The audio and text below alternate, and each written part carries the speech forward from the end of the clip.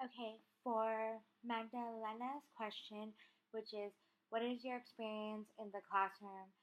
Have you noticed children having different difficulty with the development of the third singular verb inflection, the negative S? And I have. When I first started teaching last February, I would notice that some of the kids either they add an extra S to the word when there doesn't need to be one, or when the verb inflection actually does need an S, they skip it completely. They may say walking or they may say walked, but they'll either skip that S or they'll add the S when it doesn't need to be there. And what cleared that up for me was last semester in linguistics, we had to do a research project where we studied about a language, and we chose verb inflections in English, and how in Mandarin they don't have verb inflections that show the past tense or the present tense.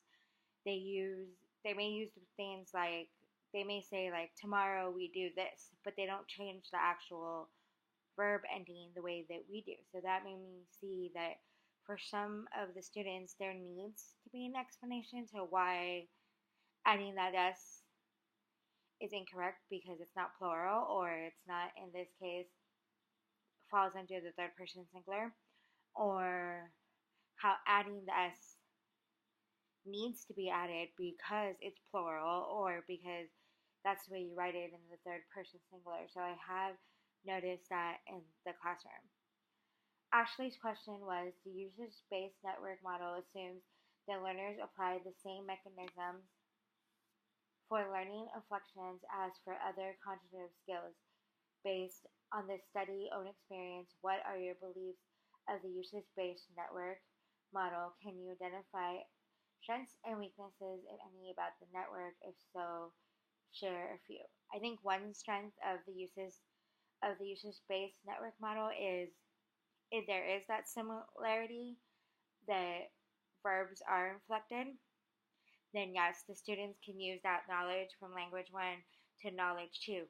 But the weakness is that if that student does not know a language where they have those inflections, then it would be hard for them to transfer that mechanism, because they've never actually had to learn it. Because it says they use the same mechanisms for learning inflections as other cognitive skills. So their first language is English, they had to learn how to inflect verbs. So learning a second language that has the inflection on verbs means that they've already learned it, so they can use that mechanism again. But if their first language is, let's say, Chinese, Mandarin, there's no inflection on verbs. So learning how to inflect verbs is a brand new thing. So that wouldn't fit under the usage-based model, because it's not the same mechanism. To them, it's a brand new mechanism that they have to learn, and that would be the weakness in this one, because there's no network, there's no connection.